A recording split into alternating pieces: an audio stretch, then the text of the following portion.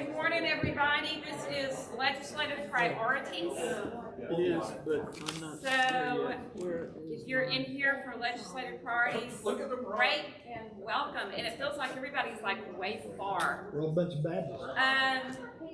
You know what? I think I'm gonna stand over there. So I can't hear you. And I will talk really, really loud, but it feels like way far away if I stand up front. And we don't need the screen. All right. That's fine. Is this good? If you want to stand over there, I'm just going to rotate this so Oh, you're gonna watch me? everybody online. Okay, very good. Thank you. You're welcome. Alrighty. Let's open with prayer. Would somebody like to pray for us? I appreciate it. Thank you, David. Thank you, Lord, for bringing us here today. Those of us who made it in safe, appreciate those who are on their way. Please keep them safe. And as always, as we discuss issues and concerns that face us, remember that other people have just as much to put into this conversation as I do, and give me the wisdom to recognize that. And just lead us all back to home to our families when we finish tomorrow. Be with us always. It's in Jesus' name that we pray. Amen. Amen. Alrighty. We have got 3 things to do today, but before we really get started, I wanted to introduce Kit. And Kit is the new president of Tfrw, and she is visiting all our meetings today. And so I just wanted to let her say hello and welcome you. Thank you, Jill. I appreciate it. Yes. SRAC meeting, and I went to the Partnership and Coalition meeting earlier and got to meet Jill there. But I am the new president for Tfrw. I'm from Coppell, Texas.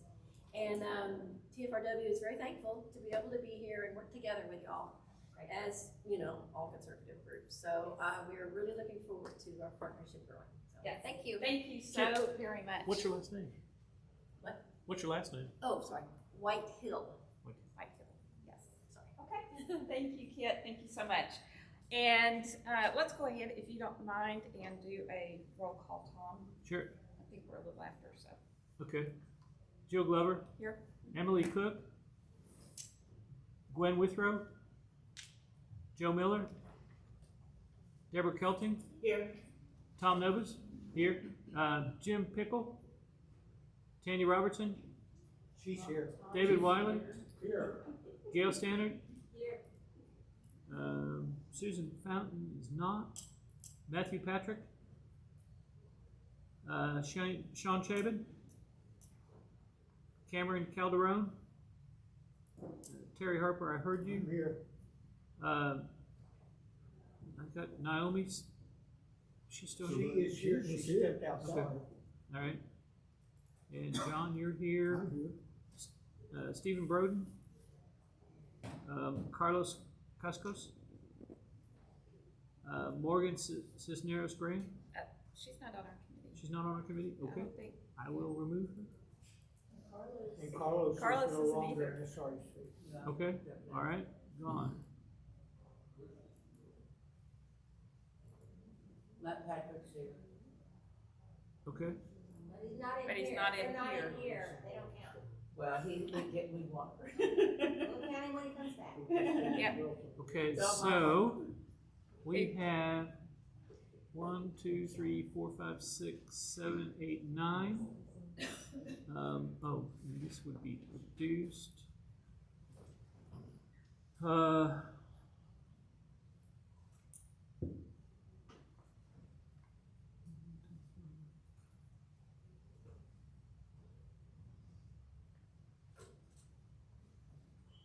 Oh, okay.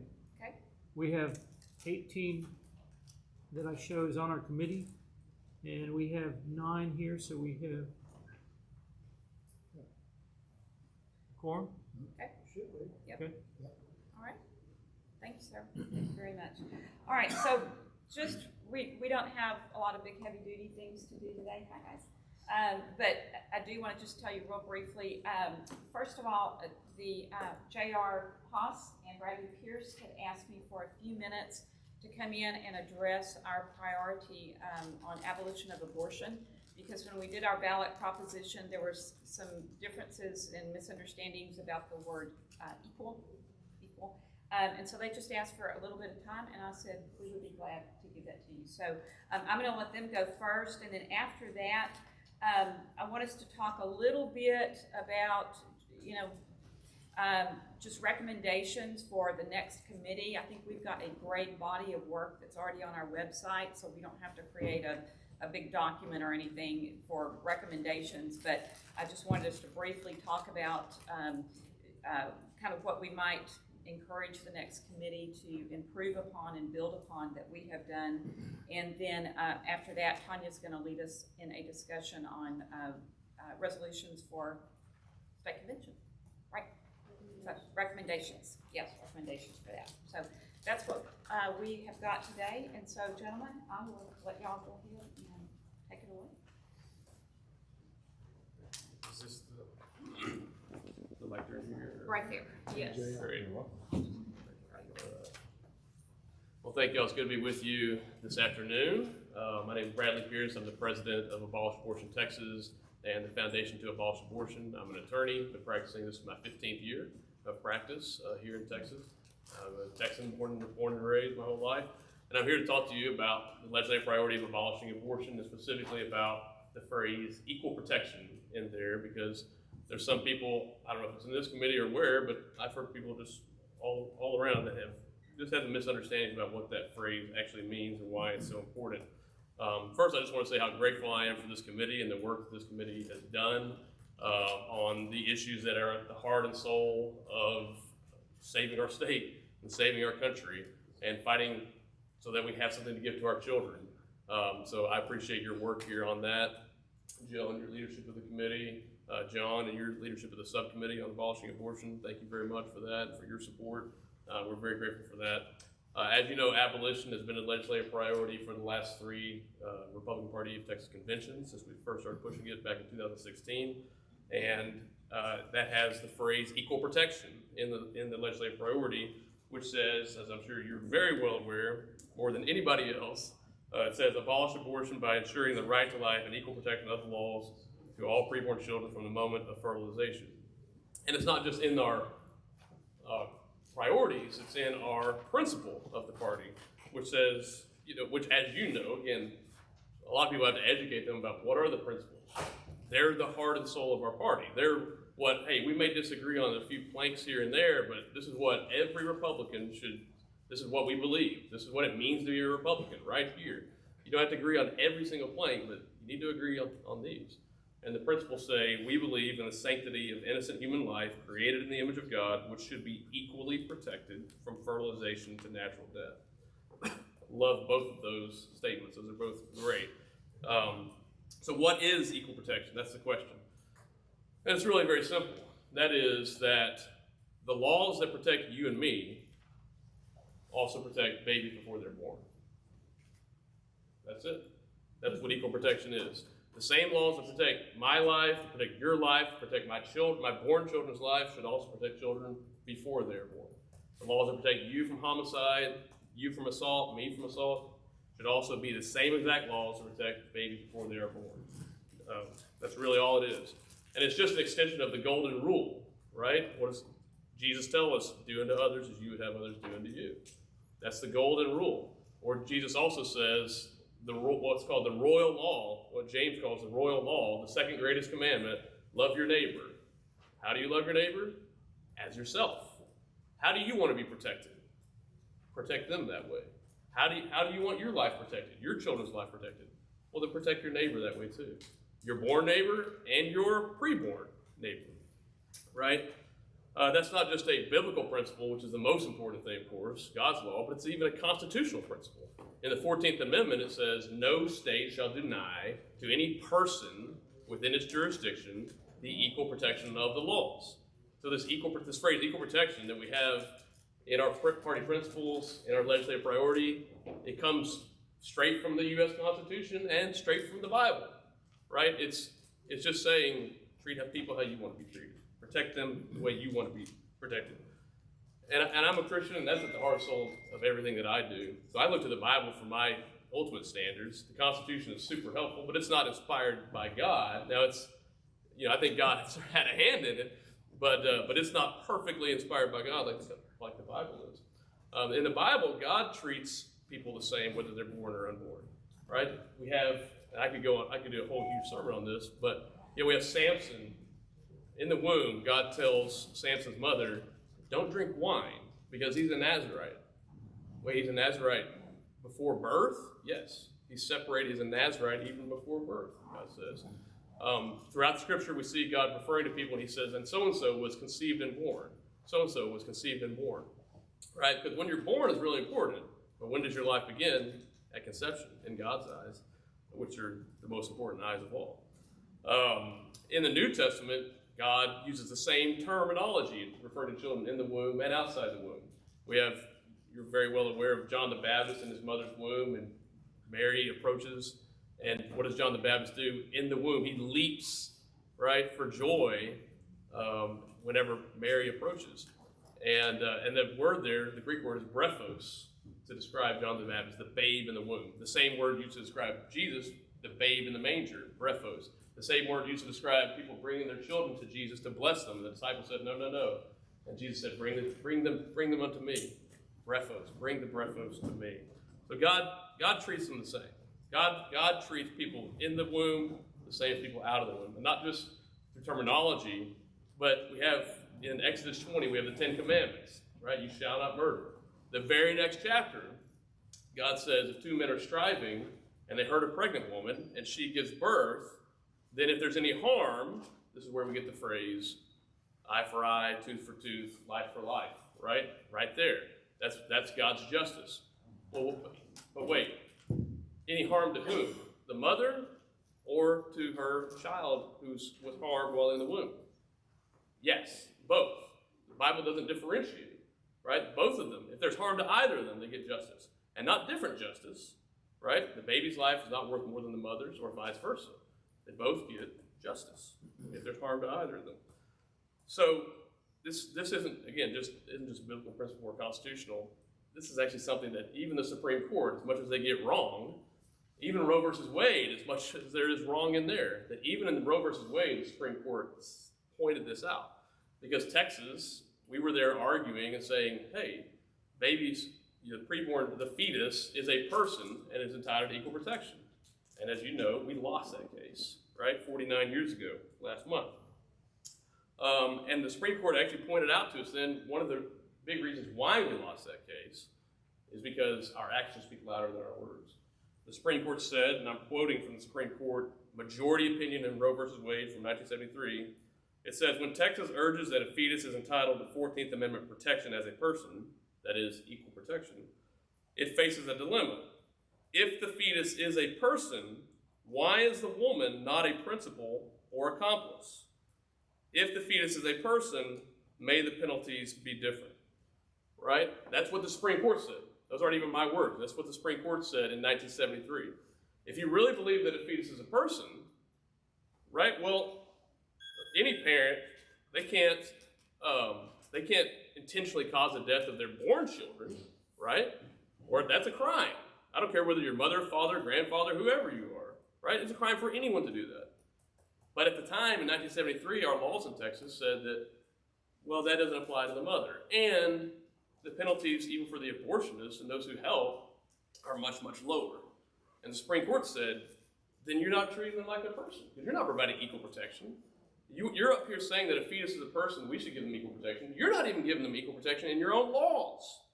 And I believe that's why we lost Roe versus Wade in 1973, because actions speak louder than words. We lost that case then. We've been losing it ever since because we didn't get the hint, the really major hint that, hey, if you want us to legally treat them like you're under the Constitution, treat them like they're persons, then you should do that in your laws, in your state.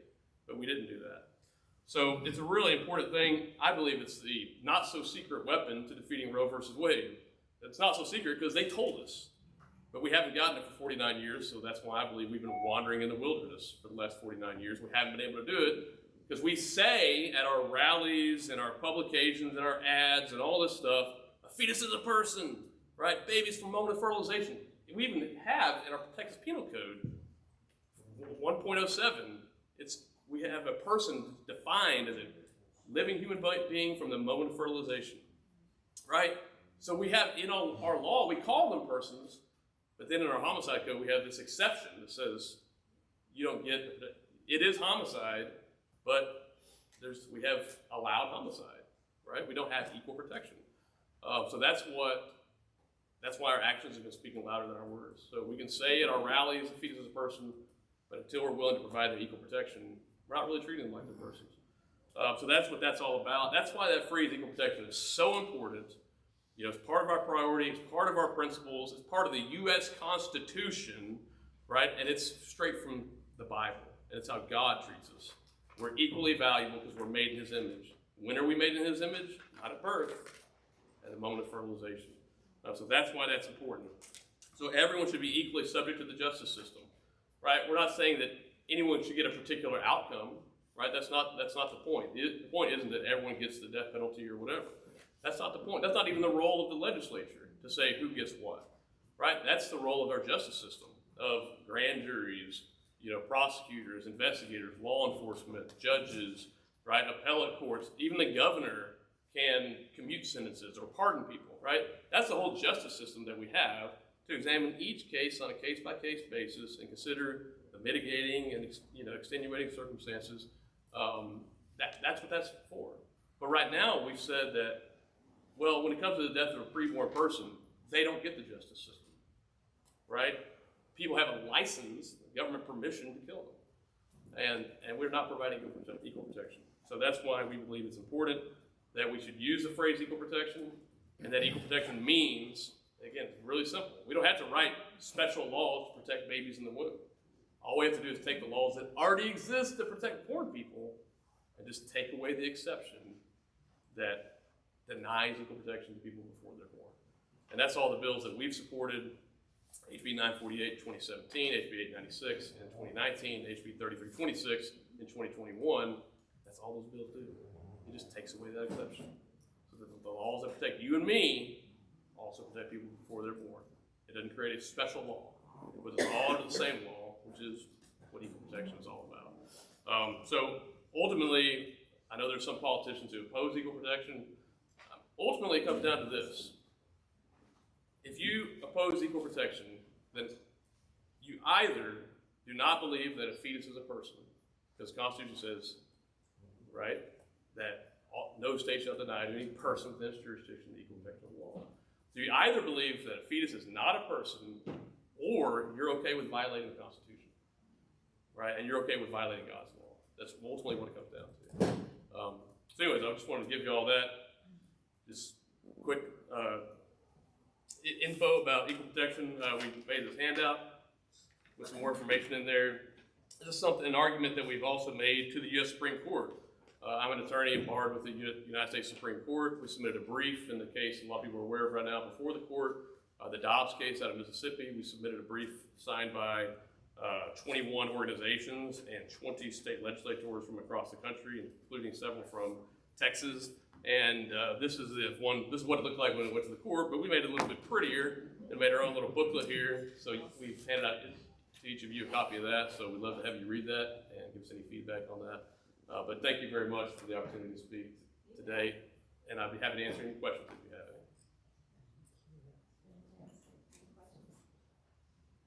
any. Okay. Thank you so Thank much. you, Jared.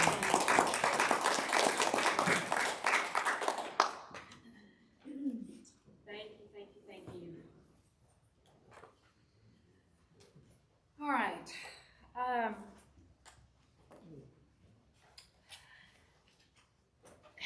I am so proud of you guys in working with this committee, and it amazes me when I look on our Texas GOP website and click on #TextLedge. It's like, that is the work of our committee, and well done, guys. I know we've lost some of our folks who served on our committee because they're running for office, which is a great thing, but for those of you still left, I'm so glad you're here. And I cannot thank you enough for all your work, and I can't believe our time as this committee, as it is already coming to a close.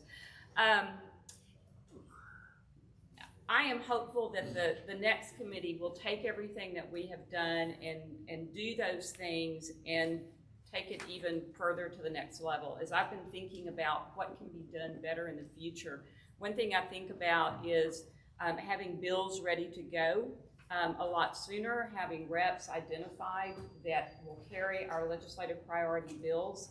I think coming out of, we can make some good guesses, I think, about who will be returning to office. And so if we can have folks kind of lined up and our bills, and in some cases, we've already got the bills. We just need to make sure that they're ready to go. In other cases, we need to write bills, or we need to tweak ones that have already been written. So I hope that that can be done, and we can just have a quicker start on our priorities coming out of convention.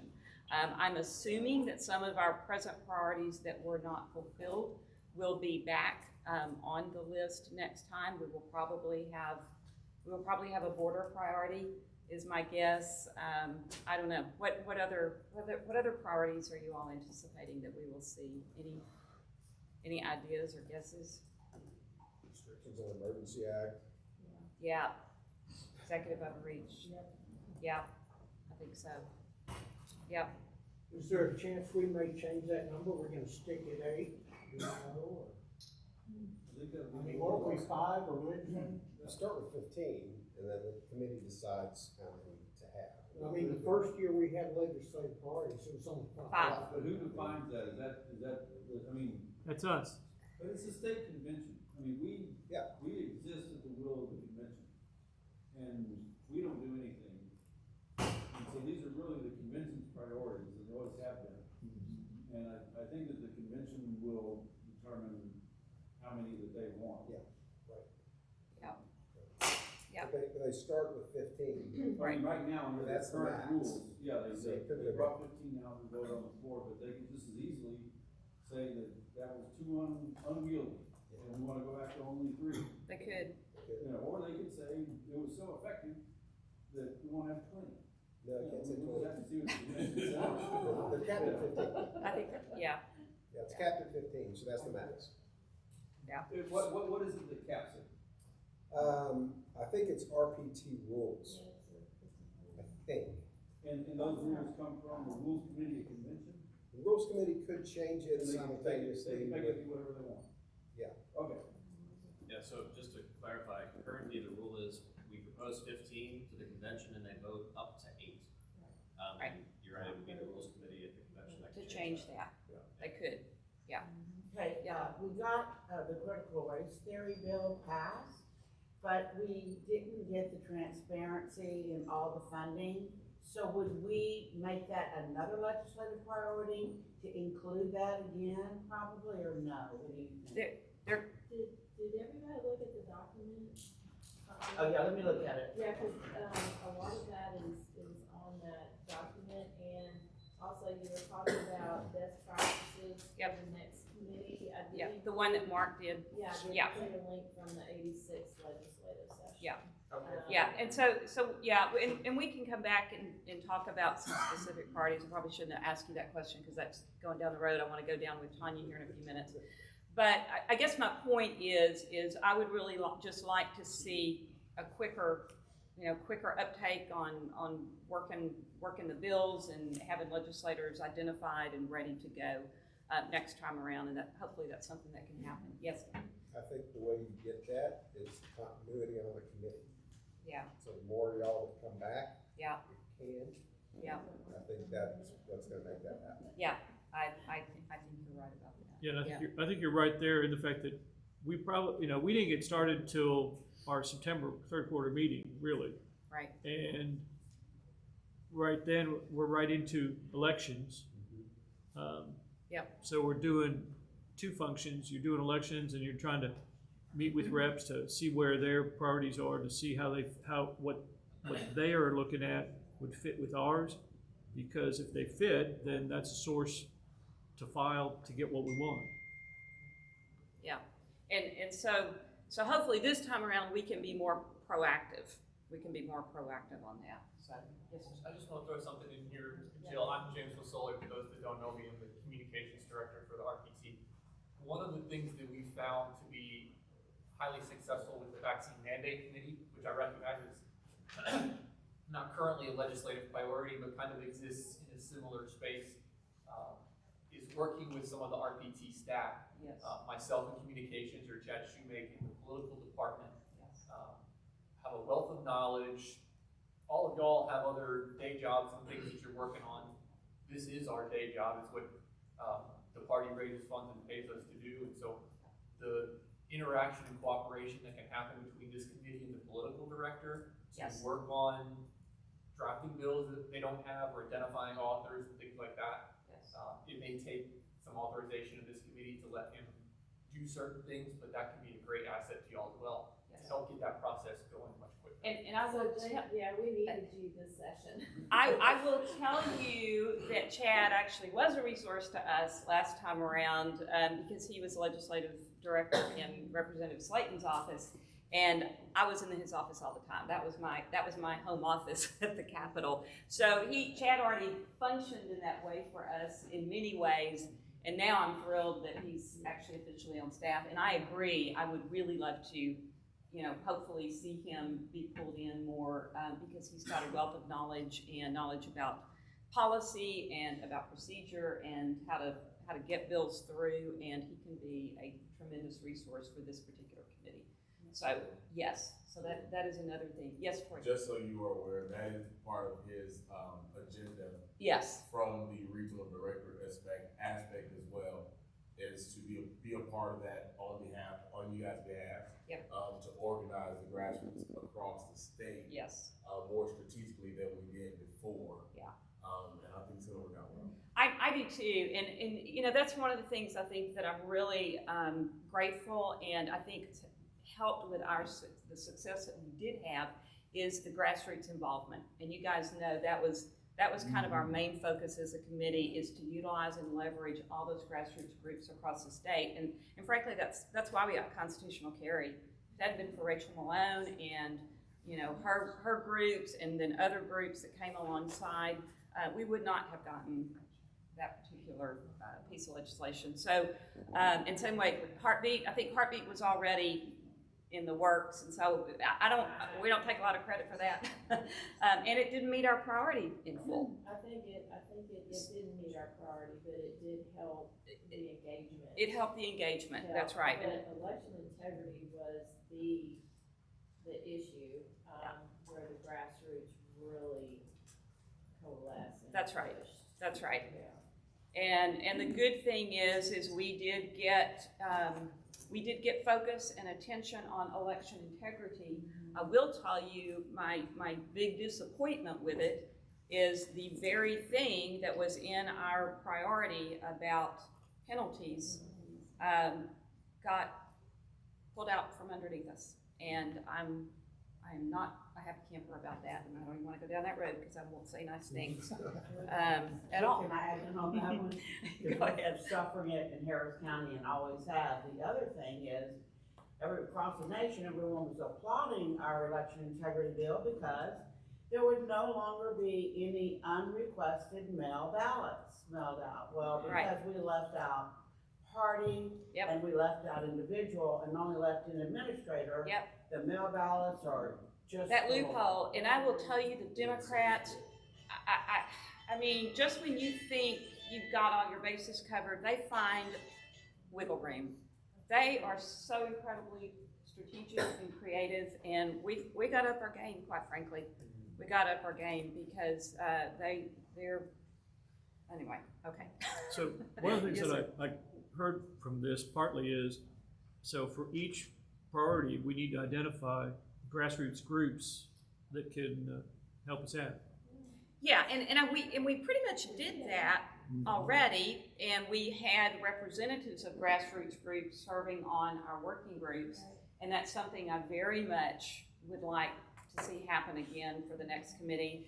And I was talking with Kit earlier, I would love to have more involvement by Tfrw because they have an army of women who could absolutely work and push for our priorities and make phone calls and emails. And they were very instrumental in helping with the election integrity Yes, You know, yes, and that's quite right. often I find that there's actually on their, whichever group they're in, they have a legislative director in that group Right. to work these things that we can work through. Right. So I think there's room, room for growth and even more, but I'm so thankful for you all for the work that we've done to kind of up our game, set the stage, and be more assertive and aggressive and active. I am so grateful that our voters now know what the legislative priorities are. So many of them had no clue that the delegates chose priorities for the party at state convention. And so now, as we go across the state, people know what our legislative priorities are, and that's really encouraging. So I want to turn it over to David because he wanted to talk a little bit about the assessment report and make some recommendations for that for next time. Well,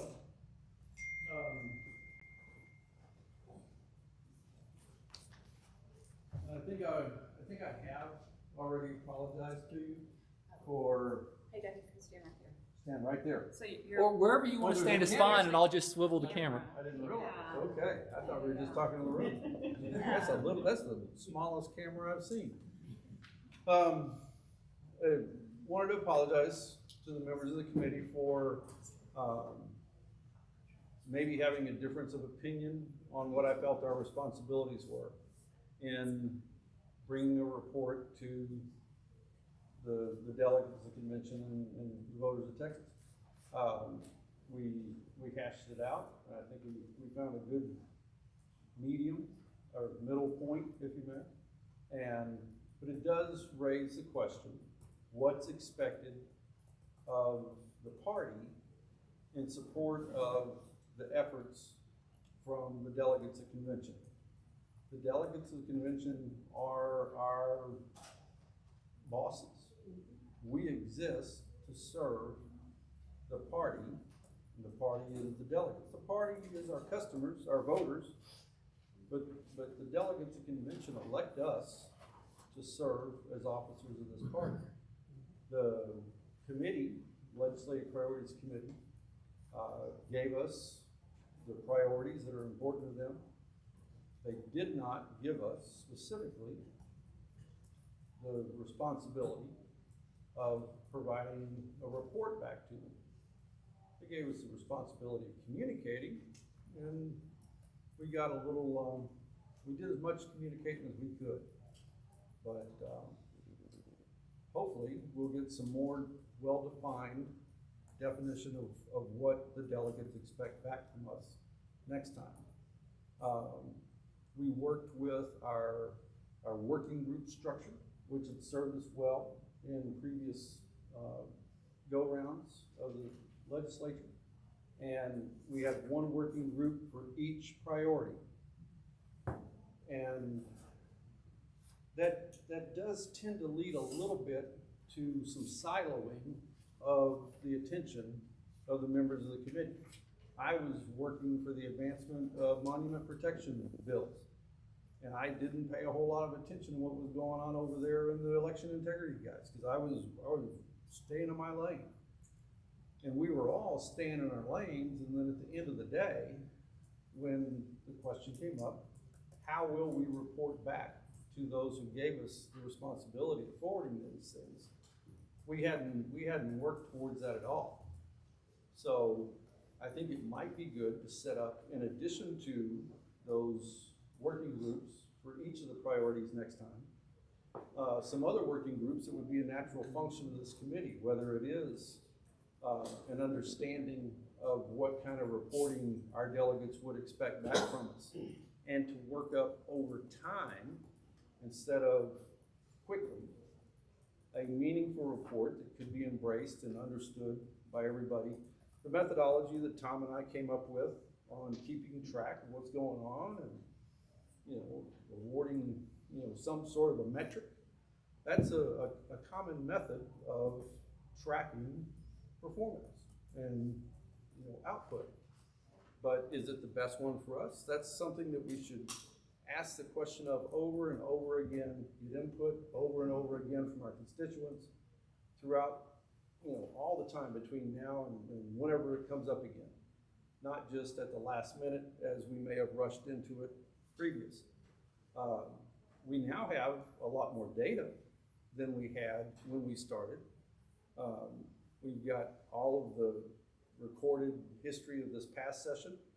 We can use it to iterate through, maybe come up with more equitable ways of seeing if our performance is in getting our output is where we want it to be, or if we need to look at it in different ways. We learned a lot of things in working with the legislature this time. We learned that just because you manage to get a bill filed, of course, doesn't mean it's gonna get heard. Just because it gets heard doesn't mean it's out of committee. Just after it's voted out of committee doesn't mean it gets over to calendars.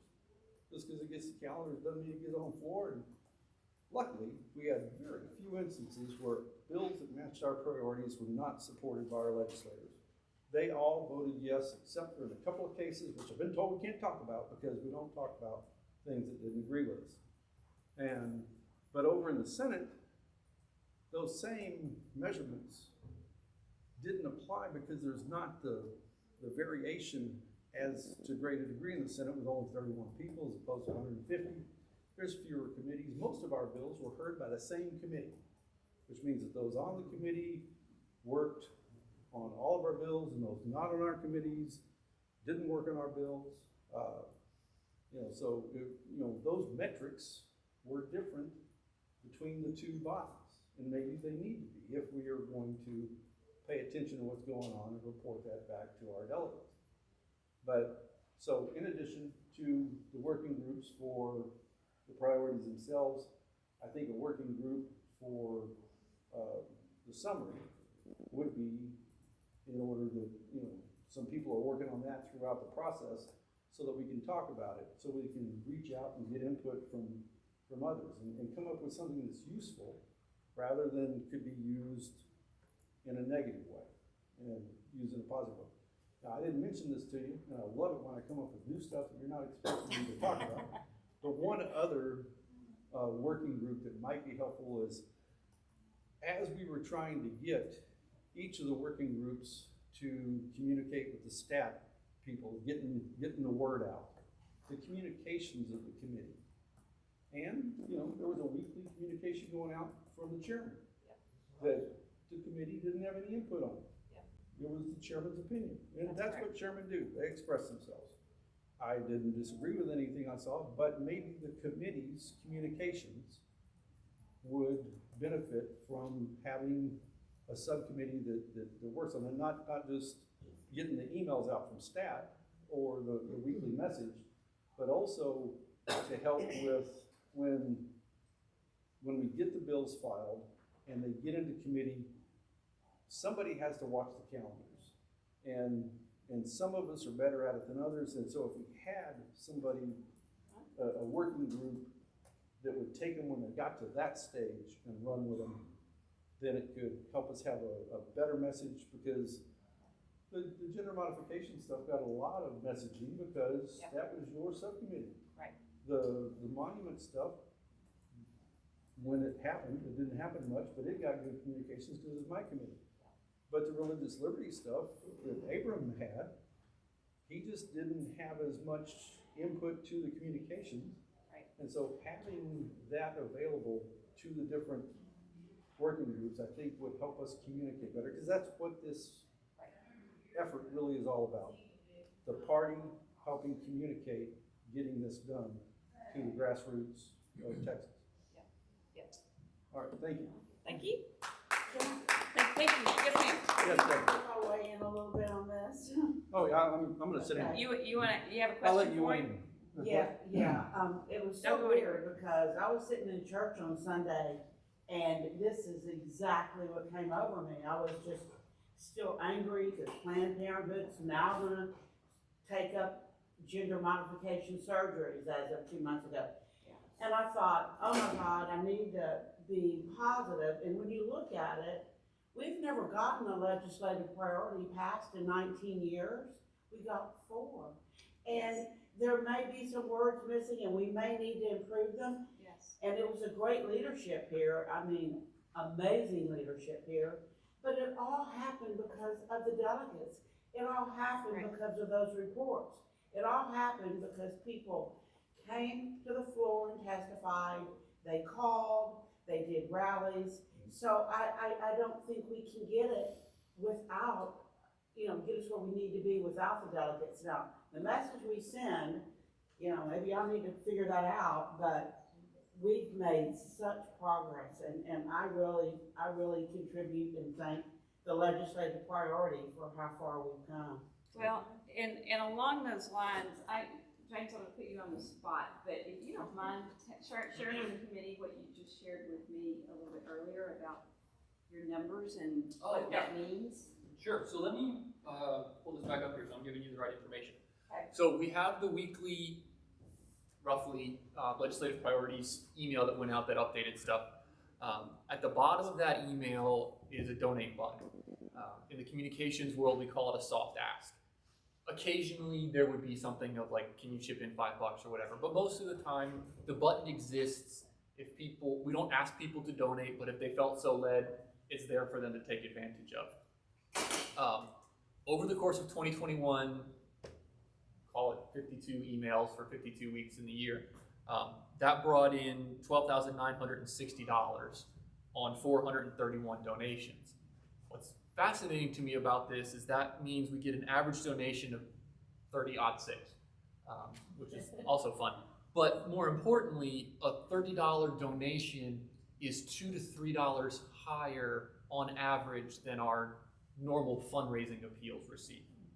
So it shows not only that people are invested with their finances or their time, but that they're more invested, $2 to $3 more, which is big in digital fundraising, more than compared to a direct fundraising email that I would send to them and ask them to donate and so forth. It's an interesting little tidbit. I think it shows the power of this committee, not just to get our legislative priorities across and working with the grassroots, but I have a big whiteboard in my office, and one of the things that's written on there is give people information, then ask them for money. And it just, the Legislative Priorities Committee and work that they do underscores that. Not only do the grassroots activists appreciate it, but then that helps the party raise money as well. So. Thank you. Thank you very much. All right, does anyone else have any suggestions for, and I thought we would do, I know Mark did a really great document for last time, and I thought it was incredibly helpful and informative. And I would love for us to do, I don't want to do what he did. I would like for us to do just more of a brief one-pager with some bullet point suggestions, because frankly, I don't think people read much more than that nowadays. Everybody's time is short, it's limited. I think our body of work is really already on the website, and that speaks to what we've accomplished. But I would love to just, give a one-page bullet point summary of just some of these suggestions that we've talked about just now for going forward. Does anyone else have any other suggestions or thoughts about that? Yes, ma'am. I'd just like to say that having the rallies that you did around the state, I thought those were very important, and that they made a difference. And I was privileged to be a part of some of those, and on my issue, which for so many reasons, this issue of banning taxpayer-funded lobbying is not the glamour one. It's not election integrity. It doesn't, people don't even understand it. So when I go and talk to the Legislative Priorities Committee at the convention, I'm going to encourage them to do something that is more eye-catching and more passion-arousing. And Tom has done some, wrote some things down in regard to what should be our priority. And I would, just so you know, that I think that we need to change the message and the title, and it be a liberty issue and a tax issue. And I'm not sure exactly how it should be framed, but look for something vastly different, because I still think it's very, very, very important that we look at this whole structure that has arisen and really just in the last 30 years. Right. I agree, and in your party, you're right, yours is different because you get pushback, like, you know, from mayors and county commissioners who are nervous about what that means for them, or from school districts, and so it's more nuanced, and it doesn't play well to a soundbite, right? So I appreciate you thinking that through and thinking about ways that we can present that you know, doesn't strike fear in people or immediate opposition or whatever. So thank you for that. Yeah, That I would messaging is also like important. to encourage this group, and you've emphasized it, we've talked about it. But, and I'm not sure from David's perspective, and this is maybe a discussion we need to have, about recruiting non-SREC members. It troubled me when I came on to the committee that my team consisted of 4 SREC members and 4 legislative priorities SREC members and 1 SREC member who was not on the committee.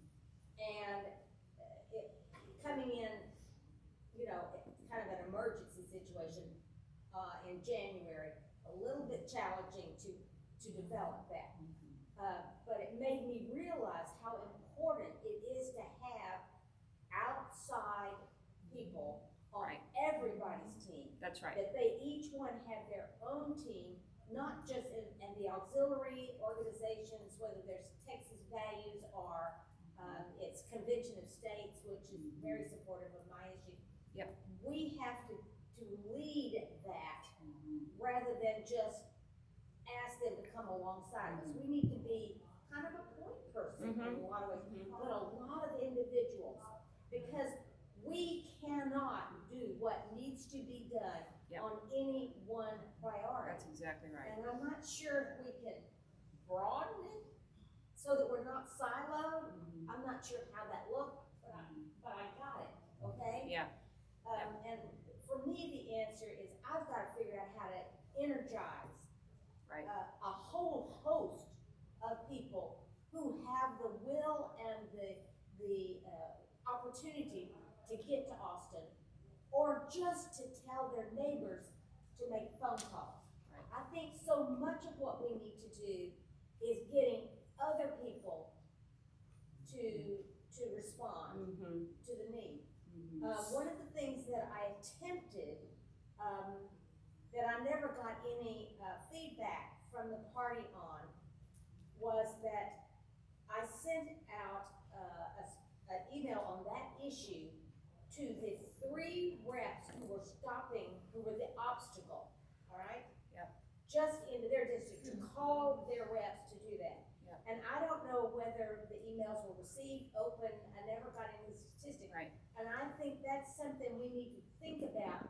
If we can get a timely piece of information into the hands of the constituents, of the legislators, who are the obstacles. If we can generate that, perhaps we can get them off of the dime. And I will tell you, I am really hopeful that in these primaries that we've got coming up, that we're going to get some new reps in who will be a lot more supportive of our legislative priorities. And if y'all don't mind, as proud as I am, and I am so proud of this committee, it is such a sad thing that we have, the reality is, prior to us, no legislative priorities have been passed in the past, right? They did prepare the way in some way. But Republicans have had the governorship,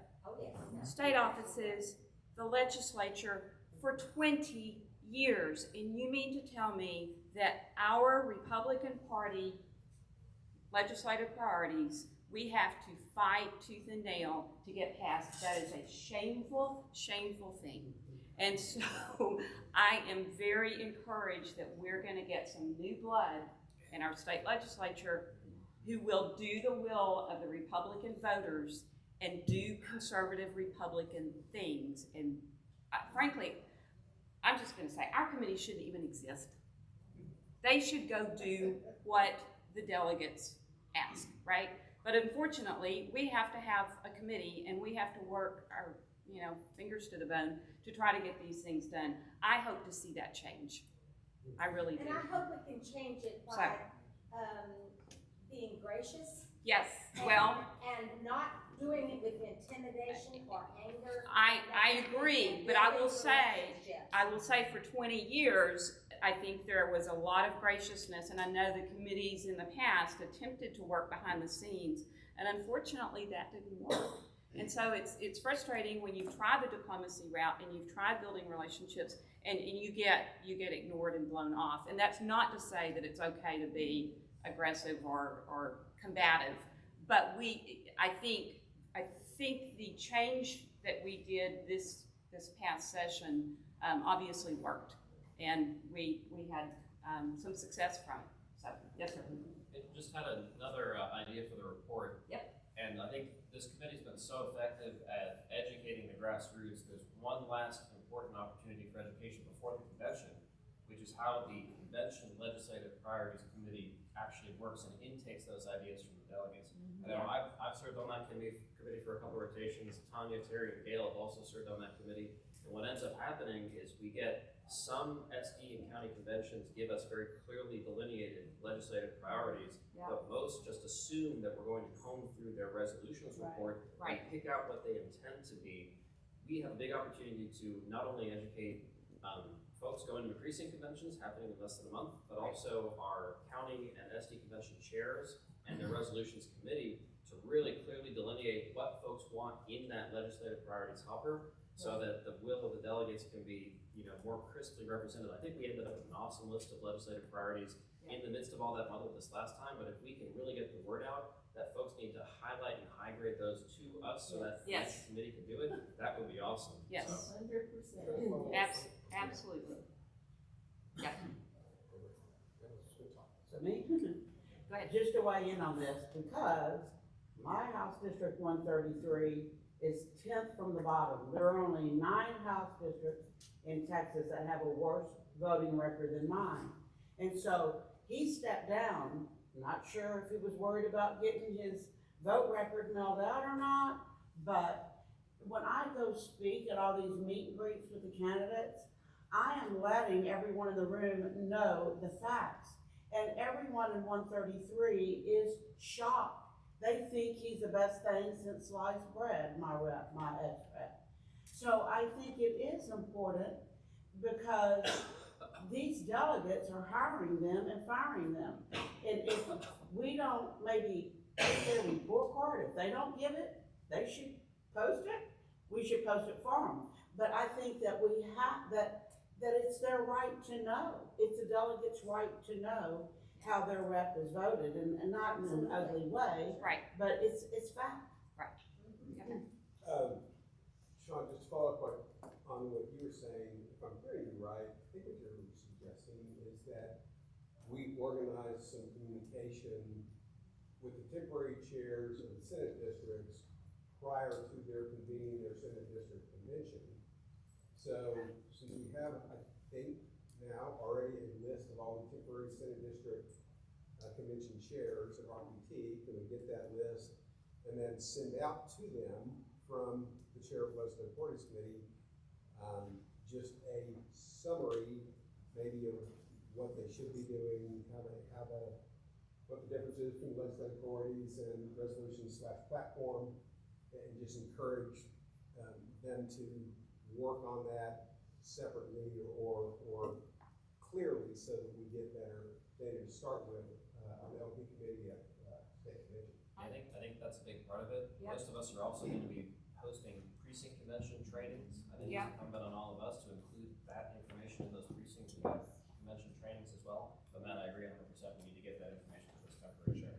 I'd like to say that don't overlook that even though we're gonna have about 40 or 45 county, multi-district county Senate district conventions, we're gonna have 220 something county conventions. Okay. And they're gonna have input to this process as well. So it's not just our Senate district temporary chairs, right, but it's our county chairs as well. Yep. And their county conventions that they're having. So it's a big tent. Yep, I stand corrected. You're right. Thank you, sir. Okay, I like that idea, I think that's good, and I think that leads into Tanya. So, You wanna go ahead yeah, and so, come up? something about the, about that, the convention committee, is suggesting that, that there be a separate submission form for legislative priorities. And, you know, one for platform planks and one for legislative priorities. Yep. So when the SD chairs get that packet, they'll see. Oh, I like that. So we need to push that, definitely. So, okay, just one thing, and on some work on platform, instead of legislative priorities at the state, we in platform, we got this little, I don't know, jealousy thing going with priorities, and we worry that legislative priorities will supplant the platform. So if we do have a separate form, let's think that through and make sure that we're not having everybody transition from giving us ideas for platform to giving us ideas for legislative priorities, because you guys will be drinking from a fire hose and we'll end up with a disconnect where we minimize the platform. So let's just. Well, but legislative priorities have to be a platform plank before they're even considered for a legislative priority. And what I'm worried about is if we shift the focus, we'll end up with a bunch of things legislative priorities is going through, they're on the platform, and you guys are gonna waste a lot of work. We can, Well, when we message about the new legislative, about that new form, if it passes and things, we can highlight in the messaging that they need to be, in order to be a legislative priority, it has to be a platform plan. Yeah. We can message that clearly to help delineate how that works. Okay, thank you. May I ask a question? Because me? Go ahead. somebody, You're up. Yes, ma'am. You're up. You're standing here.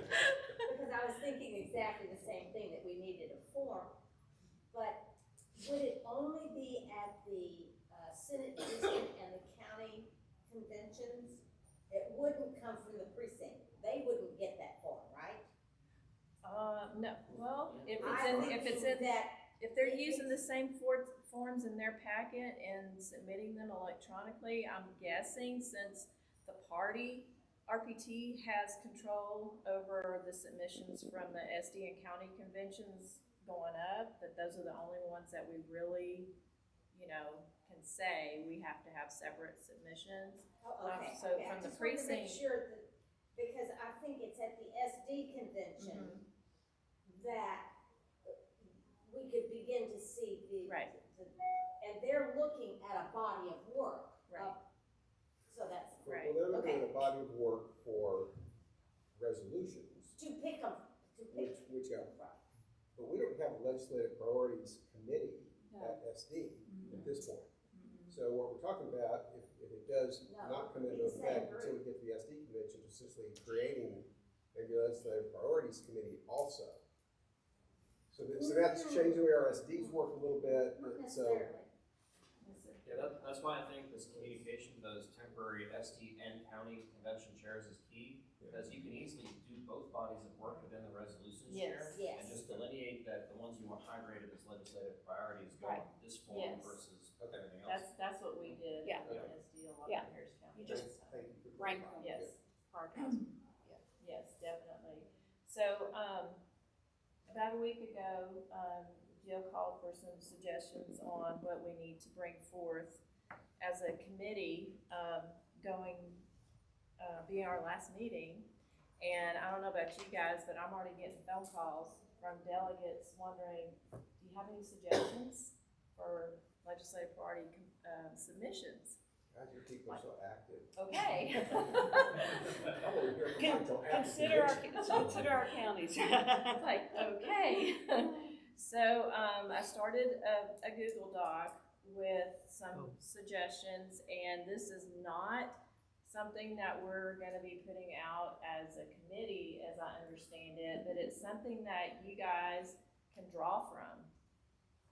The things that you like, that you want to, you know, send out to the people that are asking you. Cause there's multiple suggestions, like under, I got that right, Jill? This is not something we're sending out as a committee. committee, right? Right. Okay, so, Although, right, as a committee, right. Right. Individually, we can, yeah. right. Yeah. And we can even share this with other SREC members and county chairs and, SD chairs or whatever, because, this is kind of being built on our legislative priorities that didn't pass this last session and, some new items that came up over the past 2 years. So, feel free to add, comment. Did everybody get that link to that Google Doc? Can you read some of them? Sure. Why, we have, of course, subdivided them in, according to issue. We have life, Texas election protection. And the life one is asking for a constitutional amendment that basically says nothing in this constitution secures or protects a right to abortion or requires the funding of abortion. That was a suggestion that we got. And 4 states have already amended their constitutions to say that. Texas election protection. I know y'all have heard me talk about this ad nauseum. And basically suggesting the language to read, Texas must separate its elections from the federal elections to prevent an unlawful federal takeover. And there's some supportive documentation. Tom submitted an education, and I can promise you that the Legislative Parties Committee is gonna cut that down quite a bit, Tom. Well, I know, but. But basically, it's, parents are responsible for the education of their children, and they have the right to question anything being taught to their children. And then Mark DeRazio submitted, parents should have the option to select a school, public or private, with their tax money following the student to that school. And religious freedom of conscience applies to all, including healthcare workers. Monument protection. Okay, so the eliminating taxpayer-funded lobbying, Gail. Tom submitted this, his suggestion under protecting the interest of the citizens. Yeah, I liked it. It was going along with something that we have kind of talked about. Okay. I liked what he had written. And his language on that was only a watchful citizenry can maintain a government for the people. Was that your language, Tom? Yeah. Okay. I also got another submission under that, which is pretty much eliminate the ability for tax dollars to be used to hire lobbyists that lobby against the interest of taxpayers. But that's pretty much in line with our language that we've had in the past. So, people can submit it, and then the Legislative Priorities Committee at convention can do their work with testimony. So just to clarify, you've produced this list to share with delegates to submit to you to approve these as legislative No. priorities? No, ma'am. No? We're creating this list because we're getting asked by our constituents and delegates some suggestions for legislative parties. And this is just a resource for SRECs to pull from if they want to, whatever issues they think is important or share the document with the delegate. The focus here is to communicate with your constituents about what they would support and would work for at the convention to get the Legislative Priorities Committee at the convention to forward as, because the priorities come from the convention. Right. Absolutely. Right. And These I are think just we're only just working suggestions. from our own points of view, Yeah. the things that we feel we Yes. agree with, Yes. not necessarily as So, The so party this says do. body is essentially acting as an activist Not as a body, arm. not as a body. just- Not as a body? No, This is not to be provided No. by the legislative No. priorities committee? No. I do not think we'll put those words No. at the bottom of anything. no. This Who is coming up with this list then? it's a collaborative effort. Sure, by And- who? But it's going out as individual, it's not going out in any collaborative representation. So far, me and Tom are the only ones that have, Tom and I took one from Mark Dorizio, that have,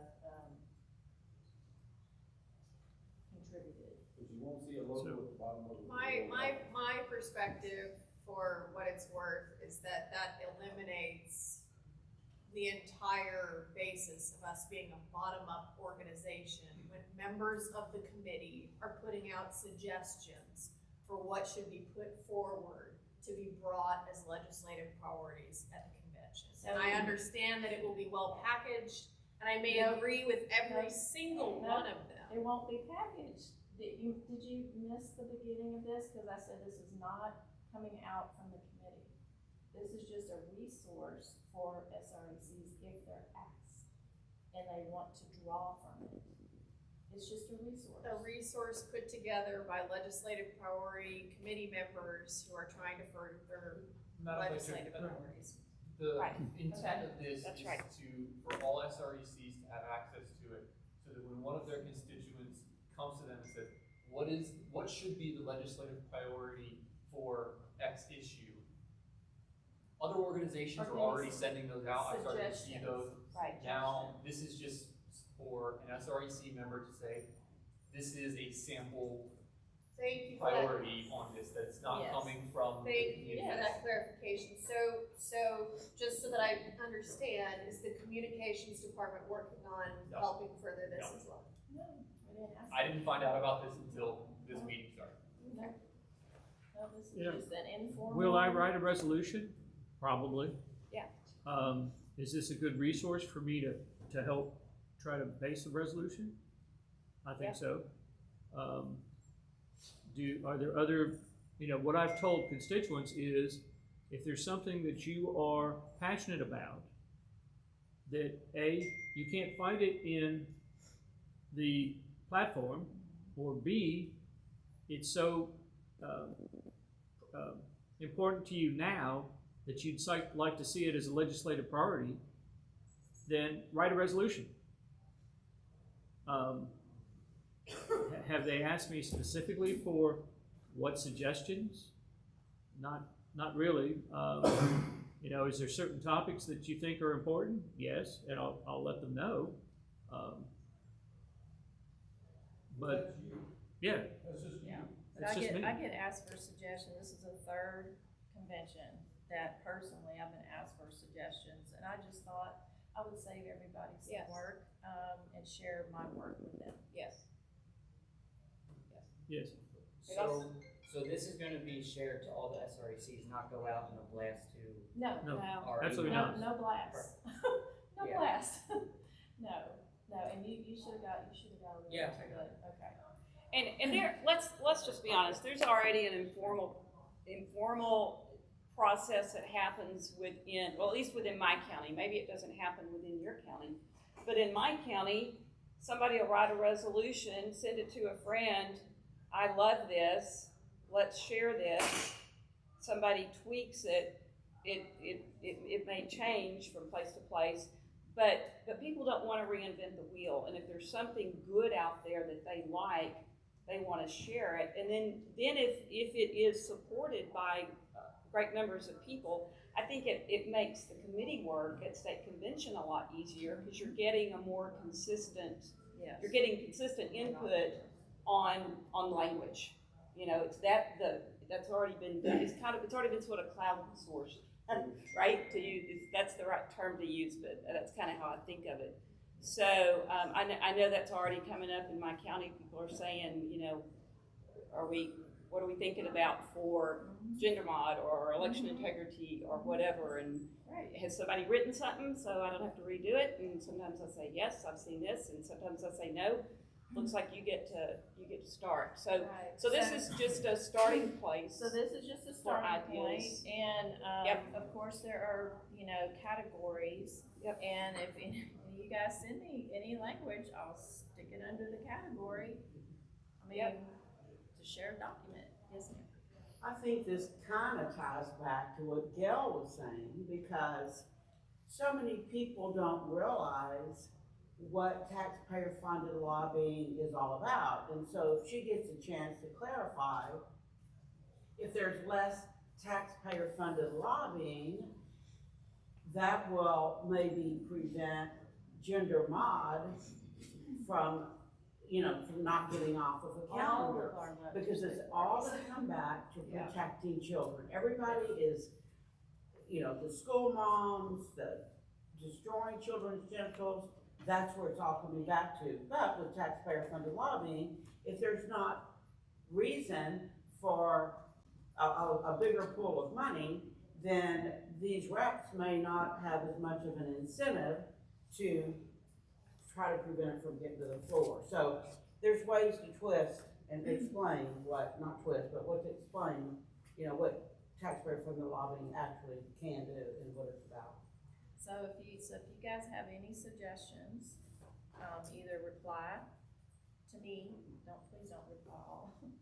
Reply to me and I'll add it to the document, that everybody can see. And I'll send it out to the SRE, the whole body, and ask them for the same. I just wanted to talk about it in the committee today first, before acting on my own, I guess. So, Just to note that there are organizations that do write, propose Yes, resolutions. a lot of them now. language, and they send them out. Yeah, that's on right. your They list. do now. And, Stan tells me, he's been involved a lot longer, my husband, and he has walked into conventions with 40 resolutions, most of which came from other organizations. He didn't come up with any of them himself, but he put them forward in his precinct convention. And that's the way the Republican platform changed and became what it is in the 90s. Representing the Christian values was because of the values of the organizations who were helping us to craft these things. I just see this as a gathering place for all of us to put ideas in that we can use, rather than each one of us having to think it all up all by ourselves. Yes. So I look forward to what other people across the state of Texas will be bringing to it, because they're gonna know of situations that have not been heretofore addressed. And that are brand new, just like this happened.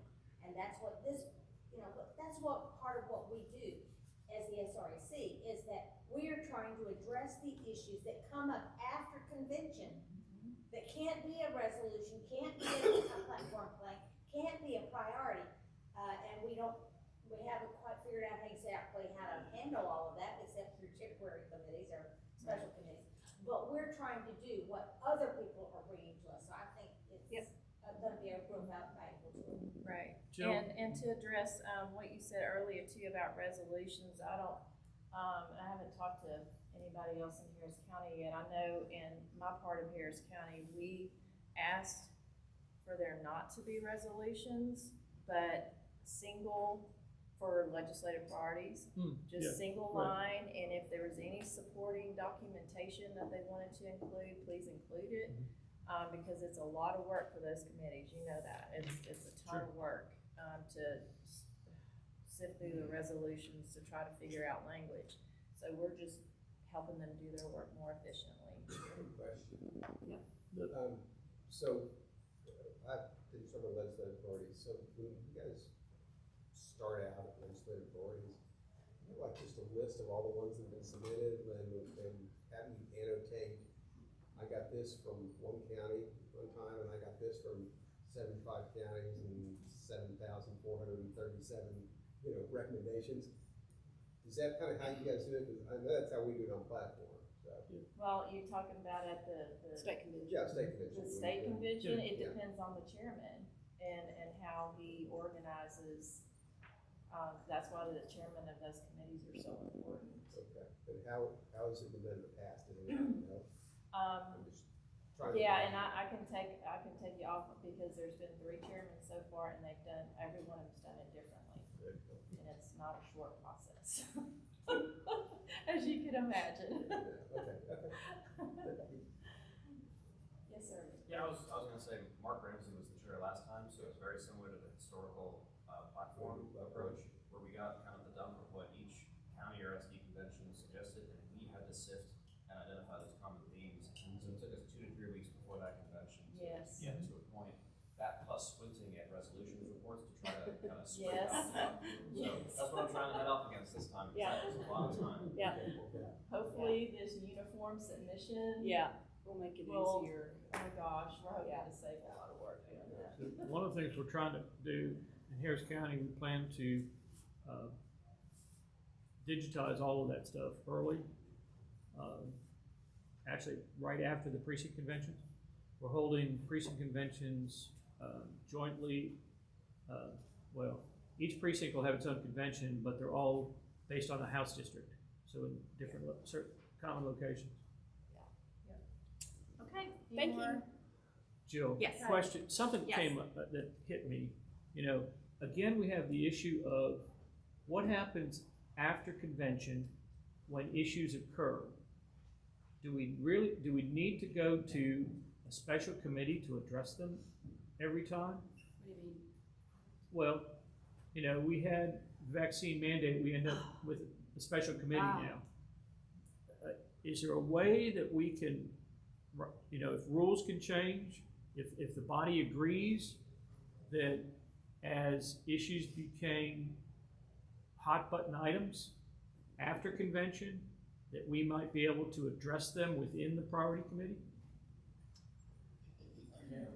I don't know. Frankly, I mean, I kind of liked how it worked out this time. I mean, Chairman West had one extra priority and then Chairman Rinaldi did. And I mean, I think those committees worked out pretty I mean, that traditional approach of well. party leadership driving issues of the day Mm-hmm. is served pretty well. This whole fiction of the convention coming up with this idea of something better than the platform called legislative priorities. If we don't stick with what we're handed, then we lose all connection back to the convention. I mean, It's kind of like saying that the convention gave us a set of rules. Yeah. It said we don't change the rules until, you know, the next year, we decide it's okay, we're not gonna follow that. Yeah. I would like to think that these last 2 years have been really extraordinary times, but John, did you have I something? think he's, Yeah, the committee doesn't, I'm speaking on that for just a second. Yep. One of those, if you allow it to be changed, is it dilutes the will of the convention. Right. It has the possibility of diluting the will of Right. the convention. You don't wanna ever do that. no, Exactly. not the intent. And the way that Chairman Rinaldi handled it, and probably the rest for that would be with a special committee or even a working group, allows it to, okay, here's the will of the convention, it's never diluted. Right. But we can address things that are important over here too. Right. So, Yeah, I agree, because I think what really gave our committee the authority that we had was the will of the convention delegates. And I agree, I don't want to dilute that, and I like standing on that authority. You know, it's not us, it's them. So, yes, sir. Yeah, just two comments on that, and it really ties into what John was just saying. Rules used to state that there were 5 convention-endorsed LPs, and then the SREC could add an additional 2 at their discretion. We moved away from that because it was diluting the will of the delegates. That's right. And second thing, and hopping on a hobby horse from about 18 months ago, I would be really hesitant about giving too much latitude to the SREC to add additional priorities, because some of the priorities that we stood up special committees for were already rejected by the delegates as legislative priorities. I know Philando and I got up and yelled at the mic for a couple minutes about the executive overreach committee, and not that I disagree with that being a big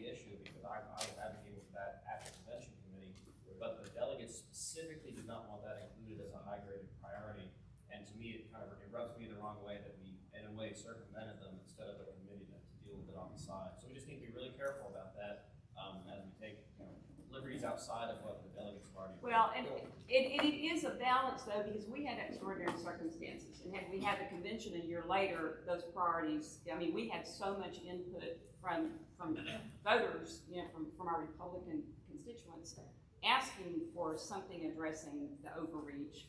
So, I mean, on one hand, I do think it was appropriate that we responded, but on the other hand, I don't want to come in from this committee, because this committee needs to be very specific to what our delegates, so, yeah. And just kind of suggest another way of looking at this. The platform, we actually have it in the rules that each time the convention convenes, we have to start with the platform as it currently exists before we make any changes. So we can't like throw it out, we can't start with something different than what we closed with last time. Legislative priorities doesn't have that. And I don't know if we should think about, well, we can't have that because the purpose is different, what you're trying to accomplish is different. Mine's more a static document when it gets completed, and yours is a continual process, more dynamic. But I agree with Sean, I'd just be real hesitant about ever trying to do something that's top down. And I think that's what Kat was coming from. I think he's right about that. It's a balance, you gotta We figure really do out. need to make sure, like John says, that it really does come bottom up. Jill? Yes. So everyone knows my whole thing is the border security, and that is a stance that talking about, y'all gotta understand that we are drowning. Yes. We never, when that other convention happened, we all assumed that Trump was winning and we didn't have to fight the border issues. Right. Okay, that got changed. So, last year, during legislation, it was unfolding in front of us. It was history in the making. And there was nothing out there. There were legislators starting to, rally and start doing stuff. They got in there too late. Nothing could happen. They have their ideas for border. And it's very hard to sit here right now watching Texas become the dust of what it was. I mean, it is. That's where we're headed. And we do not even have legislation for a year. That is the scariest thing that I could possibly tell you. We can't change anything. Nothing can happen. We're sunk till January of next year. We don't have any power is what I'm saying. But to that point, while I agree with you, and it was unfolding real time last time, I think you can make that argument every session. As soon as we close convention, new things happen. And so we can't always take that and say, okay, well now this is an emergency. We're assuming our emergency powers, and we're going to add to what we're going to do. And this body is just more slower moving because of the nature of the fact that we're a political party. To really address the issue that you're talking about, coming to this body is not the right way to do it. You've got to go straight to your legislators, because they're actually the ones that have the ability to act.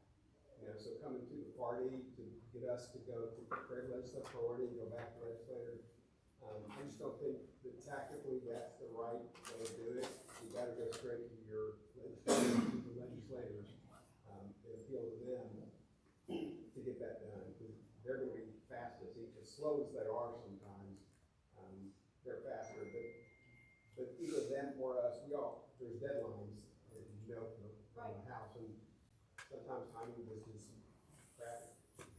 I think if I could also respond to that, I actually wrote an opinion piece, Kelly, and I stated after the legislative priorities, and we started to make our moves with this, that the border issues, defunding the police, and property taxes, even though none of those three items made our legislative priority, they were still going to be important. I was excoriated publicly for saying that, because it was perceived to be an affront to going against what the legislative priorities of the party were. And so I think it's just important to consider that, like Matt has said, working with those legislators on those issues, legislative priorities are important. That can't be everything that is important to the Republican Party text, because it can't work in real time. So I appreciate it. Well, and your issue, I think, is unique in that one, our governor really, your issue is in his lap. in terms of protecting our state and taking a stance and doing something. And I'll be honest with you, you know, when you invited me to come and speak on legislative priorities, and it was a very odd thing for me to do, to come into your county, seeing what I saw with the border problem. And I'm like, oh my goodness, I'm here talking about something so insignificant when you guys are down here scared for your very lives. And so you know, again, I think it goes back to who's in office, Right. and who is defending us, and who is protecting our state and you know, enacting our Constitution. And so, yes, we as the body of SREC need to speak up for that, but that goes to our leadership and our legislature. Exactly right. That's incredibly unfair. Thank you That guys is incredibly unfair. so very much. I appreciate it. I thank you for your work, and I'm gonna let Rhonda have the last. And John's got a No, it doesn't matter. I was just gonna say too, Sean, it's correct. We shouldn't come out and change legislative priorities, but that's the whole point of like the special committees. It can go through you all as a deliberative body. Right. And if, like Matt was saying, it's, you know, maybe not the place of this, you've got people with that view, but then maybe you have people, maybe Jill has a view of this place of this. The deliberation can happen within the body. Right. To make something that's not one of the priorities. So maybe it's something that needs to be chased, you know, it's just rabbit. It needs to be chased. You can have that deliberation, establish a special committee, and then they can go chase it. But if it's not, then it fails and you don't. Yep. So I'm saying don't change the process. Lots of words to say about it. Thank you, Chairman Glover. Y'all are gonna hear more about something called the VP. It's the Voter Engagement Hack, and I know some of you have already heard this, but please keep listening because I want every SREC being part of this. It's something that Matt has said, Matt Rinaldi, our chairman, is completely backing this, as well as TRCCA, TFRW, and all of our other coalitions and our partnerships. What we're doing is trying to raise that. We're actually registering people to vote, and we've got a very quick and fast way to do that. We need a lot of volunteers, and we train those volunteers. And so they'll be getting on their computers, or, you know, like my mom sells a landline. She could do that with her landline and still register people to vote. But we're not just cold calls. These lists are already the new movers and the intrastate movers. We've already sent out over a 500,000 texts, and we're getting great response from people because Rocky Gage, our executive director of the VP, and it is a standalone group here, but entirely, you know, Republican. He has put a really positive message out there, and people are liking that positivity, so they're answering. But we've got to do some follow-up calls, and we want to, you know, raise up as many or more registered as many Republicans as we did 2 years ago, because we registered 213,000 just with our volunteer group. There's another group that paid a lot more money, 7 times more money, and they registered another 100,000. But we can do this with our volunteers. Your people are active, and they're wanting to get involved right now, especially after March 1st. Well, it's not going to all be over then, but you know, give something else for people to do. They will then take those volunteers. We'll be working with those state house and congressional candidates, and then move into doing some strike force. And we need to work, you know, in all of the strike force. We need to bring people into 6 of our big cities and come from the red counties with teams coming in to help and walk alongside those in our cities and counties. Now, it needs to be 7 cities because we need to go down south. And we need to hit the gallon very, very hard, and we can do that because we're going to flip all of that too. Yeah. So I want you to know that VP will be watching for that. You'll be getting more information after March 1st. So thanks so much. Let me share. Thank you very much. Thank you for all you're doing on that. And all right, do we have a motion to dismiss? So moved. All right, we're adjourned. JR.